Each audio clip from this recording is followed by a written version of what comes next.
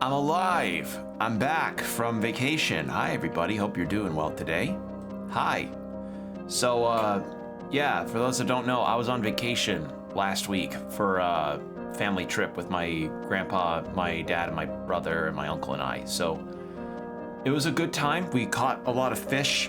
I'll have some stories to tell. Not like it wasn't entirely like a super eventful thing, but you know, it was a nice calm time of going to a resort and getting to do some fishing. So we go to my grandpa's place to start, and it was a lot of fun there. And we went to dinner with my grandma, and then afterwards we got ourselves up to the resort. And I tell you, the weather really did not like us for some of our time up there at all. It was not good. Cause so the way that this resort worked was that my grandpa through the resort scheduled some guided fishing trips, and unfortunately, the 2 days that we had lined up for fishing happened to line up with when the area was going to have some rain, which, we were worried if whether or not we were going to have to reschedule or something. I don't know, because that happened when we went there last year. So, yeah, and we went through it all. We got our stuff up there, and the rain came, but thankfully it did not. It didn't last throughout the day. It just lasted throughout the early morning area when our time with our guide was 5 to 9. It was 5 p.m. to 9 p.m. So we spent a good amount of hours out there, and our guide is super cool. He's a really chill dude. Just got to talking with music with my uncle and my dad, and it was really funny. We get to our we get onto the boat, and he looks at us and says, "Okay, guys, here's the deal. I'm not gonna lie to you. The fish have been biting like shit. They've not been biting in any capacity." And when we got out there, I saw what he meant. He gets us to these spots, and this is primarily walleye that we're going after. And he was right. They were barely biting at all. And it turns out the reason why was because it was mayfly season, and the mayflies had just hatched, which meant any of the keeper-sized walleye that, are the desirable ones to put into the boat, they were filled up. They were not hungry enough to go after the bait that we were casting out, which sucked, but we were still trying, and we were able to get some keepers, and we also got some photo fish, as we call them, which are fish that are impressive on camera, but you can't keep them because they are over the size limit. The biggest I got was a 25-incher, so I was very happy. My brother got a 23-incher, my dad got a 23-incher, my uncle got a 24-incher, and I also got a 24 and a 23-incher throughout the 2 trips we had, so I feel good about that, even though we only had a max amount of 3 to 4 keeper fish throughout our entire time there. And it was funny because we get to this one spot that was the second to last spot on day 1, and our guide gets us to this area and is trying to coach us on how to reel with a particular style that he wanted us to try. And there's this other boat that was a bit further from where we were, and this boat had this family on it, and one of the kids on the boat was just having a miserable time. Clearly was on the boat for too long, not having fun at all, and was crying, and we kept missing fish because 1, the fish weren't biting. 2, anytime they did bite, they bit very lightly, which meant they weren't getting hooked as well. 3 was when was just that the style of reeling in that he was coaching us on wasn't one that we were really used to, and so we just were not getting fish in. And I managed to get a bass, I think, or I hooked something and then it let go at the last second, and our guide looks at me and he goes, "Will, if you guys don't get any more keeper fish, I'm gonna act like that. I'm gonna start acting like that kid that we heard earlier. I'm gonna start wailing and crying too." And I found that very funny, which,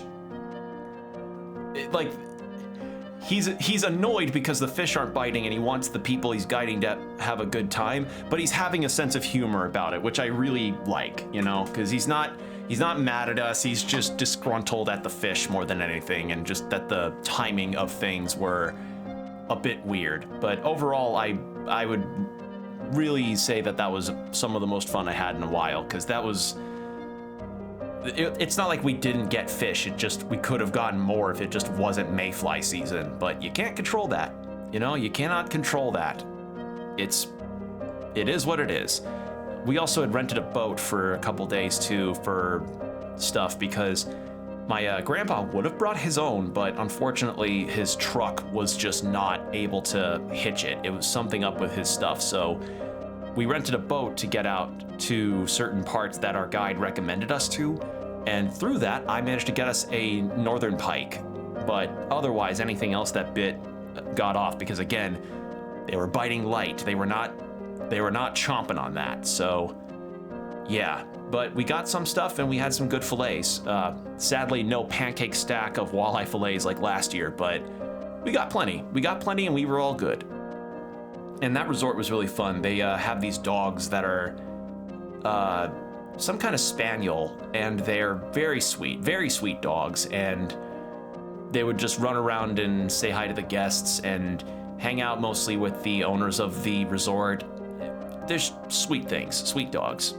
And I like the resort because they also have a nice swimming area with a water trampoline, so it's something for everybody if you're not that into fishing. And they also have a whole bunch of other activities that you can schedule too, where, you know, if you're not into fishing, you have swimming, or you have a workout room, you have some other stuff that you can go, like there's places to go to eat, which whether or not they're good is, you know, subject to taste, but the fact that they are accommodating to that extent is really nice. I just wish, again, that the weather didn't turn on us so frequently, because the last day that we were there was the one where our guided trip had gone from like 12 to 4, and then after 4, we get back into our cabin and are about to try up for dinner, and as my uncle, my dad, and my grandpa are playing cards, it starts fucking hailing. Like, it starts storming, raining, thundering, and hailing all over, and I'm just kind of beside myself. And as I see all that happen, all that transpire, I see it finish up, because it didn't last the full night. It just lasted for like a couple hours, maybe 3 or 4. No, a couple hours, I think. And I go outside and I can see my breath because the temperature had dropped so much. And that's the other thing that I appreciated too, was that this was just before the heat wave had crashed through the US completely. So we were able to just chill out and be in some not so bad weather. So yeah, it was really cool. And something else that I just remembered is that they have kayaks at the resort that you can just kind of take and paddle out to wherever, so long as you bring them back. So if you don't want to rent a boat or do guided trips, you can still fish on the lake. You just need to get a kayak and go out to do that. And you can fish off the piers too, but one part of the pier is clearly meant to be for like more panfish that you're supposed to throw back, and the other piers are for smallmouth, but you can't keep those according to the resort's rules. So yeah, otherwise cool stuff. Otherwise very, very fun trip. I just wish that, you know, it didn't storm on us twice, but oh well, I suppose. And something that I would probably say is a necessary thing is, boy howdy, the Wi-Fi did not cooperate either. Like, I'm not saying like I need Wi-Fi to have a good time, but the offering was there, so I went ahead and connected to the cabin's Wi-Fi. But holy shit, that thing was just dropping and picking back up like crazy. It was not cooperative at all. And there was a full few hours where it just dropped wholesale. So yeah, I think something in their Wi-Fi is just not working correctly. So I don't know how they can fix it, but it needs to be, that needed to get addressed, because, you know, what if somebody's bringing their work with them to the resort, you know, like that's, and if their internet's bad, how are they going to be able to do business if somebody's scheduling online? You know, it's not good. So otherwise, it was a very nice time, and I got to hang out with my family. After that, my my dad and my brother and I just kind of hung out with my grandpa for a while, for a couple days. Then on our way out, we went to a bakery with my uncle and got some really good sourdough. And I had this tomato, spinach, and cheese roll that was just immaculate, as well as a lemon poppy seed roll with some iced coffee. Perfect, especially since when we were leaving the city, that was a particular time when the weather started to turn for the absolutely detrimental heat. And it's still been hot, as we all can feel it. Like, we're in like a heat dome, I think, which is breaking, I think, for now. I don't know if it's gonna get worse or better, but at the very least, it's not as bad as it was last weekend. That was very bad. And over this past week, it just wasn't really getting any better for a while, but thankfully a lot of thunderstorms and stuff have come by to at least cool off a little bit, so yeah. So yeah, that's where I was. All week I was just at my grandparents or at my grandpa's place, and then the resort, and hanging out with family, and it was really nice. We also went to get ice cream and dinner with my grandma, and that was fun, because there's this ice cream place I really like that has a rotation of different flavor types, and I had this passion fruit ice, or Italian ice as it was called. It was so good. It was tart and a little soft, and it was perfect. And I paired it with a scoop of banana cream pie ice cream. Oh, it was so tasty. It was so good. So yeah, it was a nice time, and just getting to hang out with family is always a good time. And if I can fish too, then that's also a bonus. So yeah, that was nice. And yeah, that's kind of all what happened. It was just a nice time to be out of the house and somewhere else to, you know, hang out and be with family. So yeah, but I have returned now, and what we have on the agenda for today is a finale. This finale being for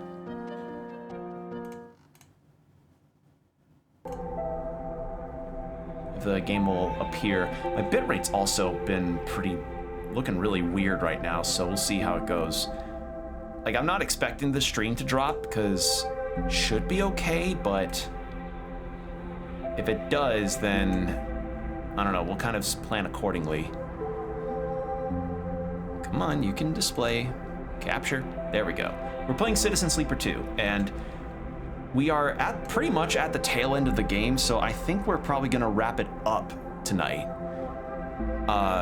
Because we only have like one side mission and then the true final section of the game, which I tell you, that's gonna be sad, because I've been really enjoying this game's story and connecting with the characters and doing their side quests. As I said, the only one downside that I will say about the finale, or the final moments of this game, Cadet's whole side quest, I just straight up could not finish because of the glitch I encountered. I don't know if that can get fixed, but I should probably, I need to make that needs to be known, because I straight up, if I had the ability to click on the icons, I likely could have won that side quest. I could have gotten a completely different outcome, which again would incentivize me to do another playthrough, especially with some of the failures and successes that I had through my playthrough with the extractor. But I'm not gonna sit here, game's not flawless, because again, that glitch happened and I could not finish a side quest. That's not good.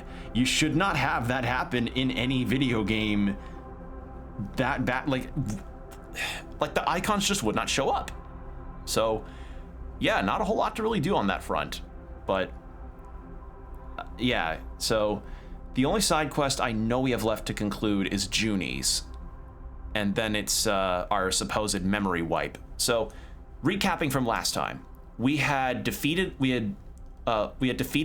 He's dead, and then after that, the aftermath of Utsubo's rule has kind of faltered, and people are kind of picking up the pieces from where Lane had left them. And, you know, my theory from before was correct, that Lane was hoping to use the sleeper's body as a remote control extension of himself. Like, he had implants in his head that he could connect to our body and then use it to pilot us, essentially, to possibly extend his reach. And he was also going to sell Darkseid out to Senate Stat, which would have meant that they would have been under corporate rule through a syndicate like Utsubo, which, you know, not good at all. So after that, when we had learned about all this, we go to the core of Darkseid to try and broadcast Lane's betrayal to all of Darkseid. And that's when, you know, he tries to control us and everything. But then the collective ship mind from the Conway wreck that we got was able to fry the connection between Lane and the sleeper, because we had connected them to the network that of Conway stuff that was within Darkseid's core. So we got that done. Lane went down, and everything is starting to get put back together again. And after that had finished, we had done a couple things. We tried to do Cadet's quest, which unfortunately just did not work out. As I said, the icons for selecting the parts just didn't work. We were supposed to go back to Hexport and try to find evidence of why Hexport had been destroyed, and that was related to the drive that Cadet had with her that got her framed in the first place. You know, that why she couldn't go back to the other satellite that we were at. So yeah, because the icons glitched out and vanished on us, I couldn't finish the quest. We had to go back, and then Cadet said, hey, you know, I appreciate all you did for me, but I think I'm done trying to chase ghosts and shadows with this drive situation. I'm just going to try and live my life here on Darkseid. I found an empty, vacant space that I could do my courier stuff on. You know, you can feel free to do whatever you want with the drive. Just go back to where I left it, but I'm not going to bother anymore. I really don't feel good about that conclusion, but again, my hands were tied. The game glitched on me. There was no way I could fix it. And because the game autosaves at almost every turn, I can't save scum and go back to see if it'll be fixed. So, only way to do that is for me to start over. But a cool conclusion did come out. A cool thing did come out of this conclusion, though, where we got the drive from Cadet's area in the Scatter Yards, I think. And after that was done, a character from Citizen Sleeper 1 came to us and said, hey, give me that drive. My employer does not want that to be out and about. So we decided to break it instead because, you know, it's likely some kind of shareholder corpo secrets that, you know, if it got out, would have been disastrous for them. Disastrous enough that they destroyed an entire space station. Although supposedly it was on accident that happened. But, like, they aren't getting their secrets back. So, yeah, that's how that concluded. And there's a countdown of some kind for Cadet in her new place, but I don't know what that's going to be about. And after that, we had gone to the station where all of the pilgrimages have gone to. I forget the exact name, but we helped them set up a party pretty much. Also, we learned that Seraphine is dating someone on that remote area, which is really nice.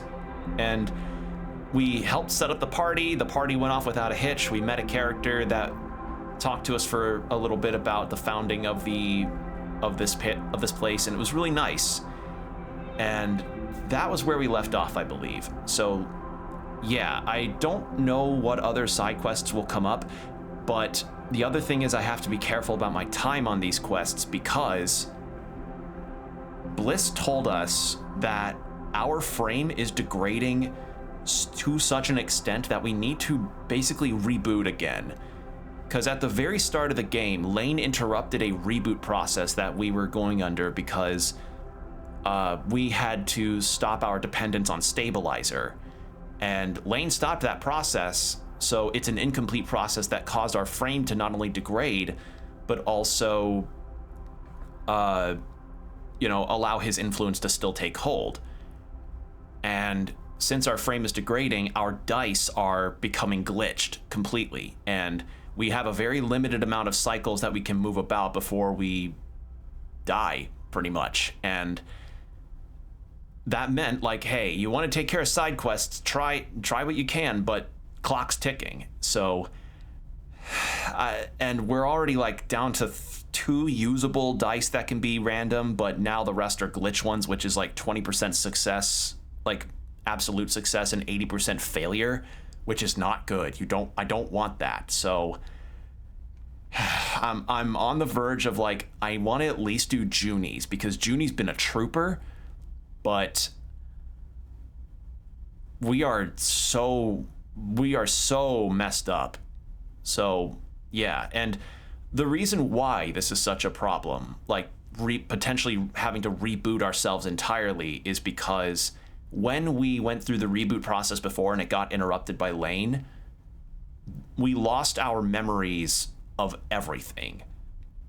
And that's why we couldn't recognize Seraphin despite us working with him. That's why we couldn't recognize Flint despite them being a part of our... Despite them apparently helping us during our escape from SNARP as a sleeper, and we just could not remember all of our time with working under Lane after we had escaped SNARP. So, fair to say, there's a big fear that what if we go through the reboot process and we just forget everything again? So I want to go through with the reboot because I want to see what that conclusion is like. But besides that, I don't think there's any other quests that we can do right now. So we'll take a look. Let's see. And as I said, if I could do this playthrough over again, I probably would have picked either engineer or extractor, or engineer and the other one. Oh, never mind. I have 2 glitch dice, not 3. So I have more time than I thought I did. Also, we are so low on supplies and money. All right, so we also got an upgrade to our ship that lets us travel more, since we have 15 fuel as opposed to just 10. So Junie's archive, she wanted to do the Habpep, which is the thing in Darkside that I was talking about earlier. So we need to go to a data cache in the Hellion Gate, which is over here. So we'll go to the Hollow, and then we can go to Hellion Gate from Greenbelt. But yeah, that's all that's gone down. All right, can I get to...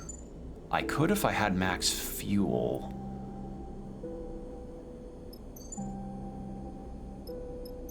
But let's do this instead.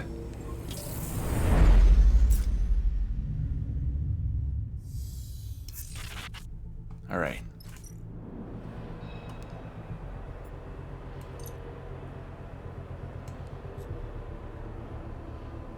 Yeah, we need more cryo.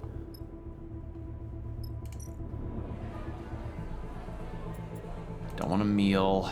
Shit.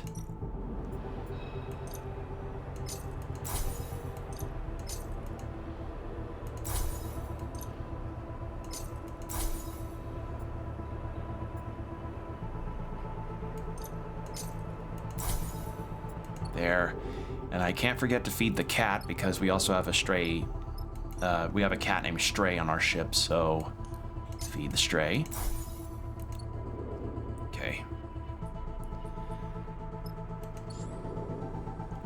Also, ad starting in 5 minutes as a heads up, everybody. Okay, I guess we go to dark side then.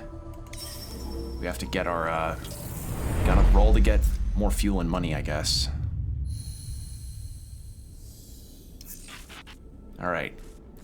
So yeah, Flicker Row is where we're supposed to go to get this done. And yeah, as a commemoration before we have to go through the reboot where survival is very unclear, we have Seraphin's coin as the good luck charm and that he's been fiddling with through the game. And this game. Okay, so the countdown is just so that we can help her with her job. So, you know what? Let's do this. Because we need fuel and money badly.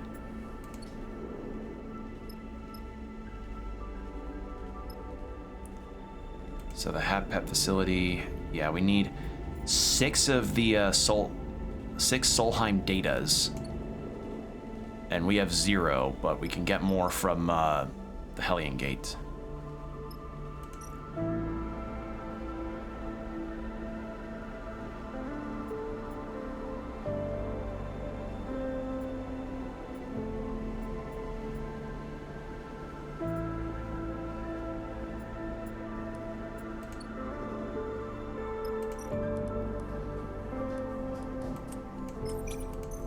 Let's try for that. There we go.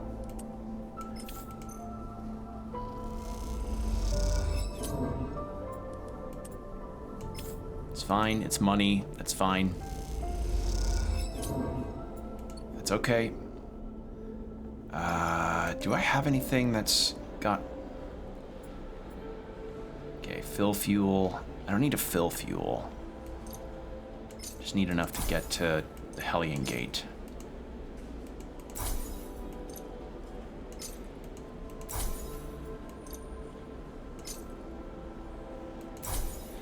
Part of me does kind of miss having the contracts. That those were good for getting a lot of cryo real quickly, and I don't know, I feel like that should have been kept a little bit. Yeah, buy a meal.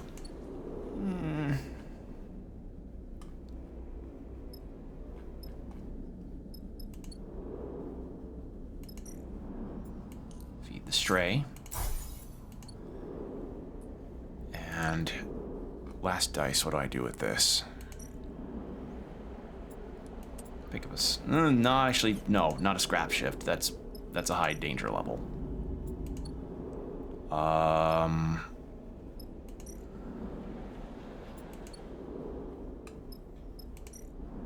Let's go... I guess we can just gotta do another one of these, I guess. Please get a neutral or positive. Yes. Good. Okay. How far... Okay, we can make that. So, can I buy a meal? I can. Do that. And with the dice we roll, we can get ourselves fuel and supplies from the gate alongside the data packets. So let's do this. Search for supplies. There we go. Okay. And then gate structure. Cutaway scrap, data scraping. There we are.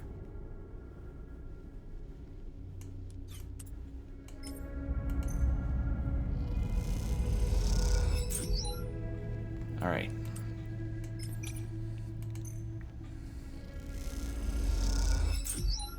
Yeah.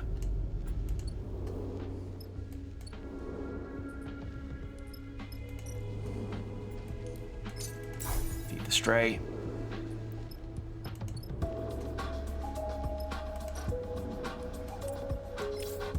Need fuel. Please, please, please, please, please, please. Shit.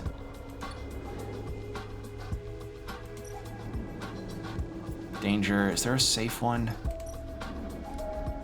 Danger, danger. No, not with these dice.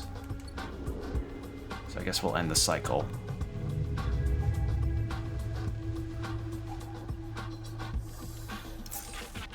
Okay, much better. So...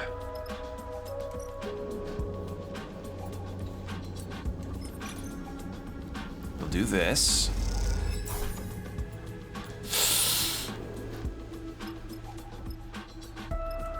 Low on energy. Yeah, we have to eat. Explore. We need more fuel.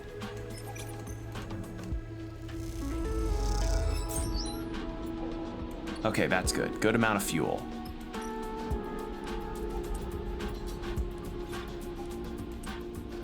I'm gonna try for data scraping with these, but I doubt it'll work. No, bad idea. Very bad idea. Now the danger rating. Okay, 3. See, we're already good. We're almost good on that front. So, we will end the cycle.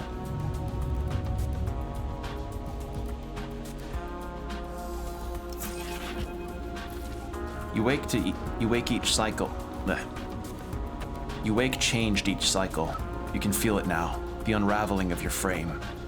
At first it happened in shifts. Now it is a constant, a regular reminder. As you feel another part of your frame go offline and wonder how essential it is to your survival, you think of Flint. You remember that Flint is waiting too, waiting for a reboot that will end their decline. That realization is unpleasant. You can hold on to your own suffering, but do you really want to prolong the suffering of another? Flint is in your orbit, whether you like it or not. Their path affected by the gravity of your own. Perhaps you have delayed long enough, but perhaps there is time yet. A few loose ends left to tidy in a belt made of loose ends, of drifting material. Then you can walk through the dark door of the reboot. Okay, halfway. So the other thing is Flint, the other sleeper that is in our party, they want to do a reboot too because they want to end their dependence on stabilizer, but they want to see if it's safe before they actually go through with it. So hence why we are going first. So yeah, I just want to get these last data packets before we go. Source supplies. All right, so ads are about to start in 10 seconds, so I'll try for these rolls.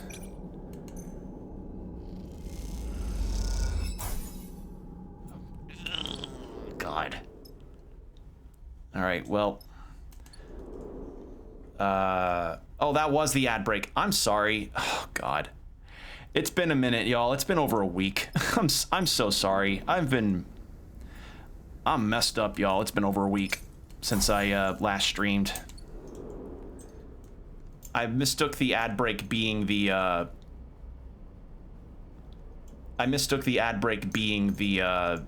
ad message. I'm sorry. Stream for 8 years and then you go out 1 week and it's just all downhill. Okay, so more data scraping. Actually, let's get another supply so we can feed the stray. I like having the cat. Can that give me 2 supplies? Damn it. Just 1.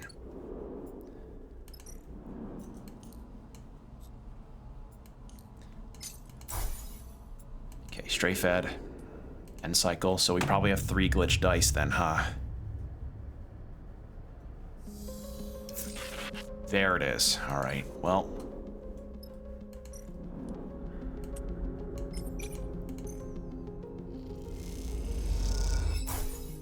Yes, and then with this success we'll be golden and then we can help with Junie. There, okay. Map, belt, dark side.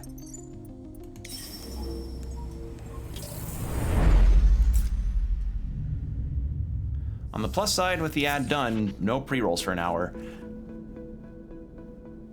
Hello?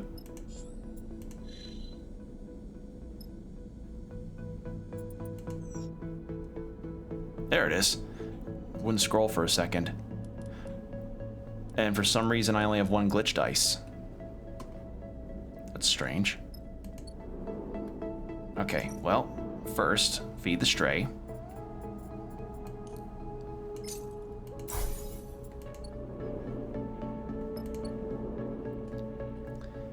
Alright, we'll do some stuff for Cadet, eat, and then we'll go through with Junie's thing.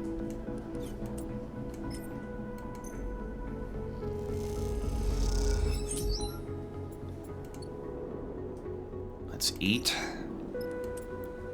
And then help with Junie.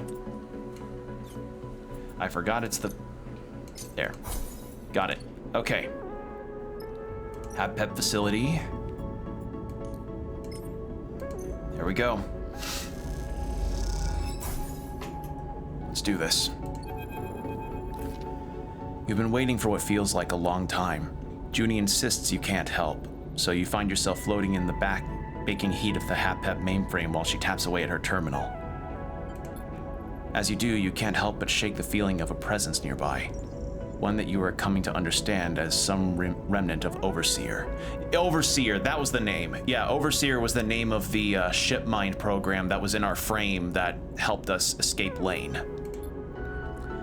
You don't know if Overseer was ever really a person, but now, with their many sleeves combined and dispersed, their consciousness expanding to fill the vast space of HabPep and its networks, they sure aren't even close to human anymore.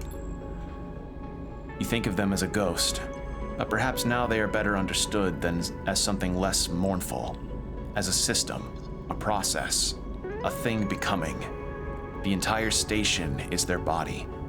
You can't help but wonder how that feels. And we are ready. Junie hits a key on her terminal with percussive force. It'll take a little while, but she'll be online in a few moments. She looks flushed with excitement. She? Weren't you listening last time? Junie squints at you. Don't tell me you drifted off. I was thinking about Overseer. Junie shakes her head. Then you don't know. Junie suddenly looks concerned. A voice screeches out of the terminals.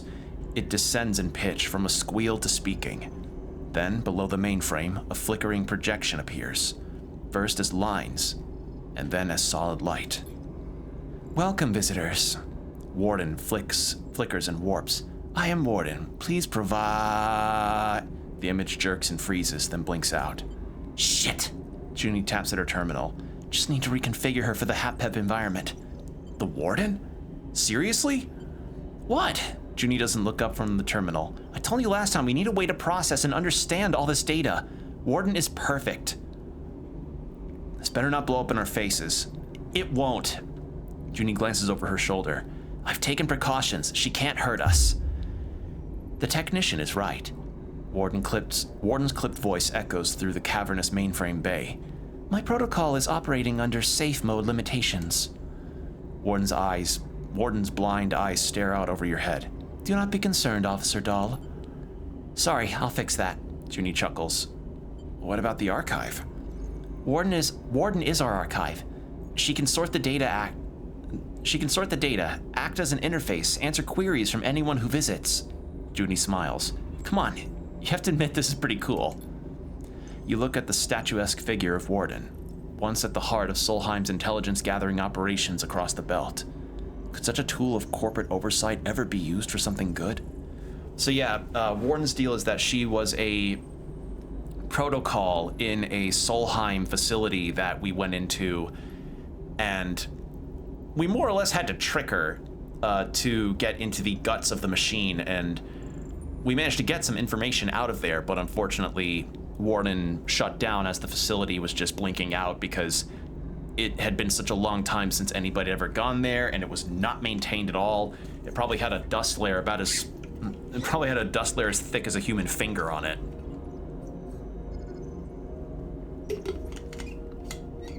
So yeah. Look, watch this. Junie turns to Warden. Warden, provide the last known location of every Solheim vessel above Rygar class in the Starward belt. Immediately, technician. Warden draws a circle with a pointed finger and an expanse, filling with bright specks. At first, hundreds and then thousands. A constellation of sights. See? Junie grins. This is our future, built on the foundation of our past. These tools are ours now. You look at the arc of specs, the points of light describing the shape of a long-dead corporation's power. This scares me. Junie looks away. We can't be scared of our past. We have to look at it straight on, otherwise we will never shake off its influence. People need to know what this city is, this system is built on. Warden can do that, expose that. It will be up to us to reshape the ruins into something new. I knew when I saw her that I couldn't leave her there, alone in the dark. I've been in that dark pit, and I won't condemn another being to it. Junie looks at the placid Warden. Human or not, how we treat her is a test of our own values, of the world we project. Data is not currency. It is not a commodity. It is the immaterial output of a system, a structure, a society. Junie meets your eye. This will be a place to uncover that system for ourselves. She looks around the chaotic trailing wires and the floating terminals. Once I've cleared up a bit, she laughs. You and Junie spend a little longer in the mainframe, sorting cables and offering Warden casual queries. Not all of them return useful information, and Junie begins listing out the changes she will need to make.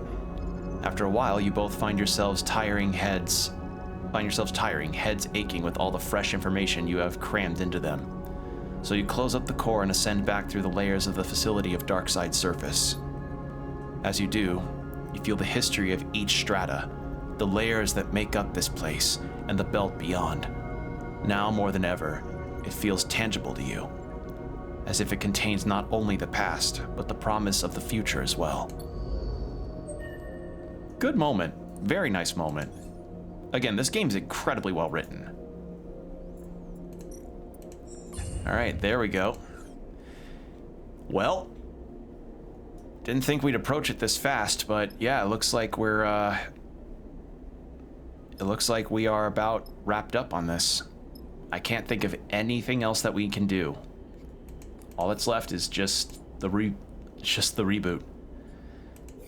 Well, I suppose this section might be shorter than I thought. Let's do this.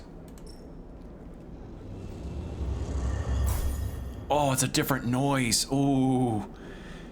Oh, that was a different noise versus the other completion noises. Oh. All right.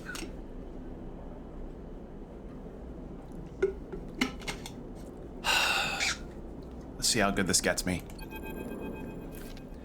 You turn Seraphine's coin over and over in your fingers as you stand in Flicker Row, crowds pushing past on their way to whatever future awaits them. Your fingers glide over the worn metal as you imagine Seraphine's have, Tala's have, in moments of anticipation. Perhaps others, before the coin came to be Tala's, have repeated the same ritual, the same nervous routine. But their fingers were human, born, not made. This intrusive thought makes you slip the coin into a pocket quickly, as if it had delivered a shock. You hear a hiss and the door of the shop slides open, revealing Ankita. You see her eyes scan the crowds, almost defensively, before she spots you there and nods in your direction. Hey, Ankita. She looks around for a moment, then approaches you. She looks tired, but her stubborn ferocity bubbles under the surface. Bliss is waiting for you. She nods back towards the shop, which I guess is why you are hanging out around here. Nervous? Of course. Or how are you doing? How are you doing? She smiles at your attempt to buy more time. Keeping busy, working with the Exutsubo factions, trying to keep this place stable. Getting on with what I have to do. She shrugs. I recommend it. Ankita looks away, the signs of Flicker Row reflected in her eyes. I just remembered. I owe you an explanation. I promised to tell you why I wanted Utsubo out if we managed it. She shakes her head. I guess I'm not very good with promises. Why did you? Ankita is still staring at the signs. I grew up here, Sleeper. Did you know that? She doesn't wait for an answer. After I came to the belt, after Bliss and I... She pauses, not wanting to say it. When I had nothing left, this is where I came. And when I got here, my home was gone. She grimaces. Those Utsubo bastards had destroyed it, strangled the life out of it. I was looking for something to fight for on my own terms. Darkside became that for me. She sighs.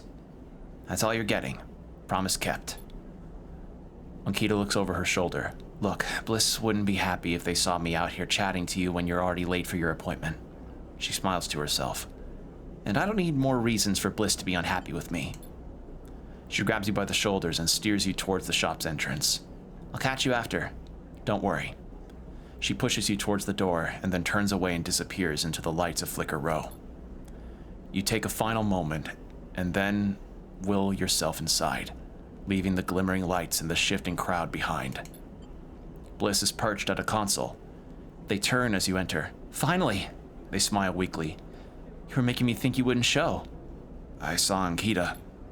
Oh, yes. Bliss looks away. We're talking again. She has a lot to do and she needs the backup. I don't think Ankita does very well unless she's busy, so it's for the best. Bliss shrugs. I don't think she'll ever change, but people surprise you sometimes. They smile tentatively. Anyway, Bliss sighs, this is not what you're here for. We need to focus on the reboot. I'm sure Seraphin told you, but everything is ready. Bliss gestures to 2 couches with straps, freshly built connectors, and a bundle of wires at one end. I hope it will be comfortable for you both. Where's Flint? Was just getting some air. Flint leans in the open doorway, watching you both. Their pale face looks even more drained of color than usual. Flint comes inside the shop and nods to you. Let's do this. They take a shaky breath. I'm ready. Flint and Bliss go silent, and the sound of the crowds outside filters gently into the room, mixing with the whine of the air cycler and the hum of the terminals. There's not much more to say. Bliss looks at you both. Okay. They pause. Let's begin. Bliss helps you and Flint onto your couches. You settle there and slide your arms and legs under the straps that will keep you in place. The connector, with its thick bundle of wires, waves above your head. It is hard not to feel exposed, lying here on your back, anticipating what is to come. It is even harder when the memory of waking up to this very same ceiling with its bundle of dangling tech and scratched plating forces itself into your mind. You have been here before. Last time you woke up to fear and panic, woke to a desperate escape and a shattered mind. A reboot interrupted. The thought sets you trembling.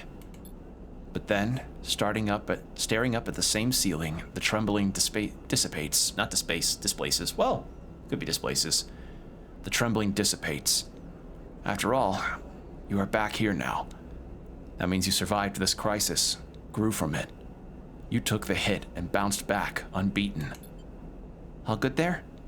Bliss's face floats into your vision. All good. Bliss smiles. How about you, Flint? You turn your head to see Flint lying beside you, stiff and still. They managed a tight-lipped nod. Looking at Flint staring up at the ceiling like you were a moment ago, you feel a rush of sympathy. After all, they haven't faced this before, like you have. They are stepping into a future they cannot see. You have been here before.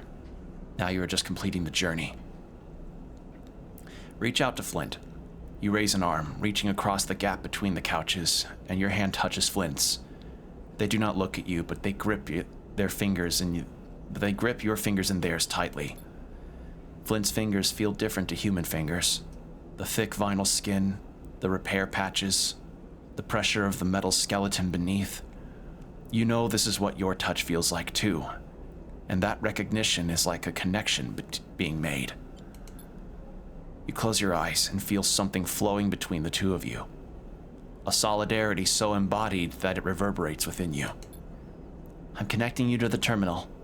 Bliss's voice already feels distant, lost in the noise. You feel the cold click of the connector, the sense of flowing data. I'll be here when you wake up. In the dark, you feel restless. You shuffle your fingers, adjust your position against the couch.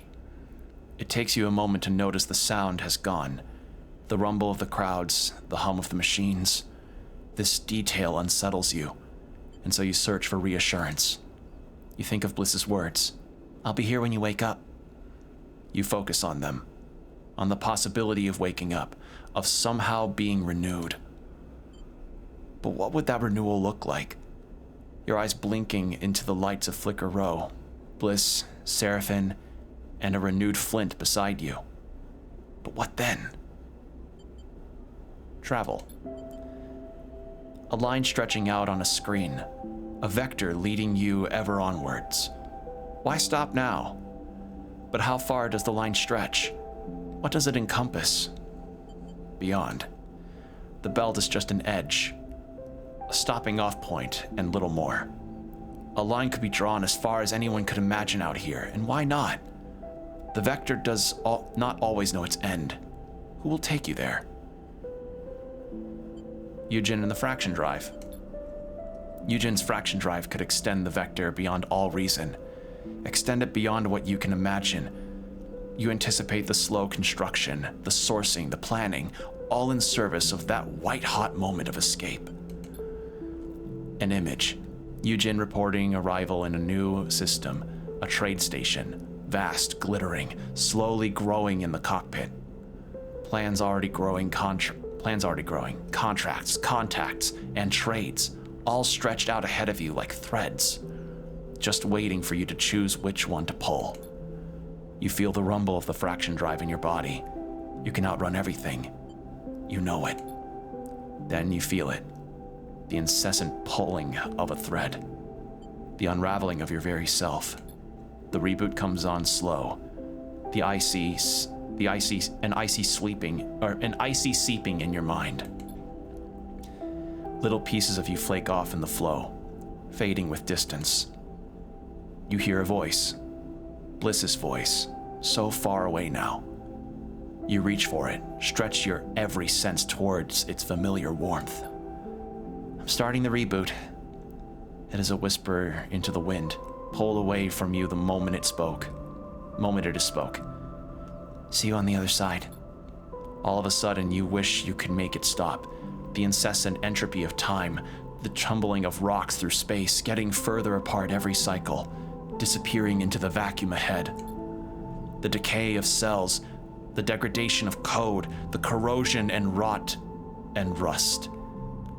You wish in this moment to freeze it all, so you might hang on to it, preserve the warmth, the light, the softness at the heart of things. This thought grips you, tears into you like fear. You feel the ice creeping in and know that everything will be lost, if not now, then mere moments away. But then you feel it, impossibly. Seraphin's coin, worn smooth by worry, turning in your hand. Time has been pressed into that coin by hands, by fingers. It is a near infinite record of transient touches, each one shaping it in some small way. It is worn and worthless. It is bent and broken, and it is beautiful in all those things. And so you press your thumb against it, your crooked, calloused thumb, again and again, because you are a broken thing, and you have nothing left but that brokenness, and the beauty that shines through it. I'm getting teary-eyed. And then somewhere nearby, a button is pressed, and all at once, one thing ends and something new begins.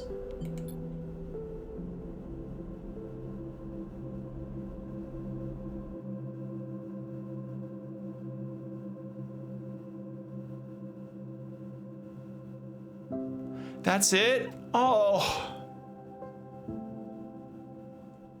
I was starting to cry there. Oh man, holy shit. Wow. Oh. Guillaume Saint-Gelon, created and designed by Gareth Damian Martin. Holy fuck. So yeah, that did end up being shorter, which meant last time I streamed this, I probably could have ended it there, but I was very tired, I guess, by the end. Oh my god. So, as you can no doubt hear from my voice, that got me. that really hit a particular note. Oh god. So, Yeah, if there's anything that I could say is that this duology of games of the first and of Citizen Sleeper 1 and 2, some of the most heartfelt writing, some of the most fantastic heartfelt writing I've experienced in a game in a long time.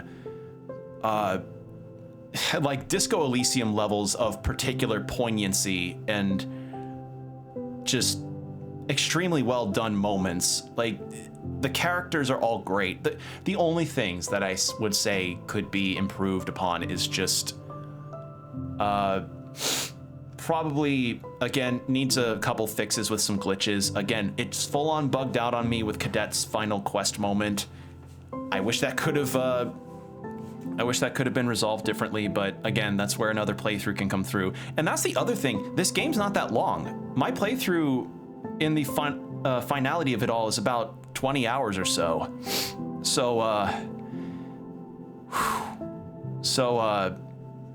It's replayable to a good extent, like with different character conclusions, different ways you can play your sleeper, different ways you can build your sleeper, just good stuff overall. And that goes for the first game too. And I don't know if DLC missions might be made here in the same way that the first game was, but either way, I'm glad I got to experience this, because this is some of the writing in games that really makes gaming special. Getting immersed in your own way in a story that you interact with and meeting characters and going through their lives. Fuck.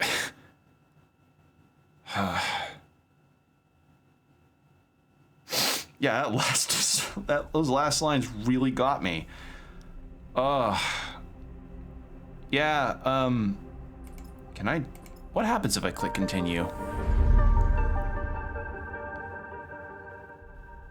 Do I just go back to, Yep, I just go back to Dark Side. Yeah, so that is it. That is the ending. Fuck. Okay, well...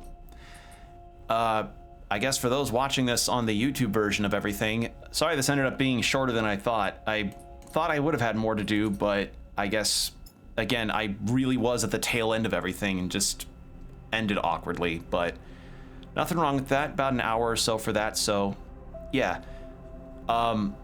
If there's anything that you should take away from this is that even though I've played through all of this for you all, I recommend you play through this yourselves, because both the first and second game are phenomenal and deserve your attention. The first game, the only flaw with that one is that it becomes very easy by the end of it, to the point where all the roles become almost non-challenges depending on how you upgrade your sleeper. And the second game, while it is more gamified and, you know, takes care of that challenge in a way, it does make it feel like I would have picked a different sleeper type if I could go back. As I said, like engineer and operator were probably way better ones for me to have picked than extractor. Like, nothing wrong with the extractor build, it's just unfortunately that kind of left me a little tied with how I could be able to progress certain roles, but oh well, this is how we learn. And again, other playthroughs can have differences on that. Oh god, that ending, whew. Really good. Holy shit. But yeah, I would recommend these two games highly. Like, please. The first and second games are on all platforms, and right now, like at the time of me streaming this, the summer Steam sale is going on, and you can get both games for a discount. I think it's just called the Halcyon Collection or something to that effect. And with that in mind, please get it. Please do yourself a favor and get it, because it's not just that they're incredibly well written, they're also perfect for pick up, put down. So if you have like a Switch or something, or if you want to use it for your Steam Deck, these games, due to the amount of auto savings that you can have, are perfect for just picking up for a few minutes and then putting down. So yeah, I cannot sing this duology's praises enough. I really loved this, and if you can, I would also recommend you go to the developers itch.io page, where they had put a one-on-one tabletop RPG called Spindlejack, because one of their dreams is that they wanted to make a tabletop system. So they're planning on that, I believe. I don't think they're going to be making a Citizen Sleeper 3. They're just going to go straight into tabletop work, which is awesome. I would 1000% play it, especially if it's based on this particular system in the second game, where you have a party that have their own skills and modifiers. This is such a perfect format for a tabletop RPG. So yeah, and if they have Guillaume Saint-Gelon back for the art, yeah, count me in. Count me in. I would play that. That would be so fun. So yeah, please go support the devs. They did such a great job. And yeah, sorry that this ended up being shorter than I thought. I thought I would have more to do, but again, it happens. You know, I mistimed how many side things I had left versus the ending of the game, but I don't regret this in the slightest, because one, I finally got to finish this. Two, I got to experience what this ending provided, and holy shit. That final moment of just like, you may be a broken thing, but you're beautiful in your own way. Just, I could feel myself welling up. That is some effective fucking writing. Whew. God, that hit me about as hard as Like a Dragon Gaiden did with its ending. That really hit me. So yeah, that's big recommendation from this. Please play these games. They're great. So yeah, for YouTube watchers, hope you all have a good rest of your time zone wherever you're seeing this. Stay hydrated, keep your postures checked, be good out there, and I'll see you all next time. Oh, for future streams, check out my Blue Sky. Those are usually when I go live, or when I announce that I go live, and my schedules as well for my streams. So yeah, that's it. Yeah, so that's gonna be it for the YouTube VOD. Bye.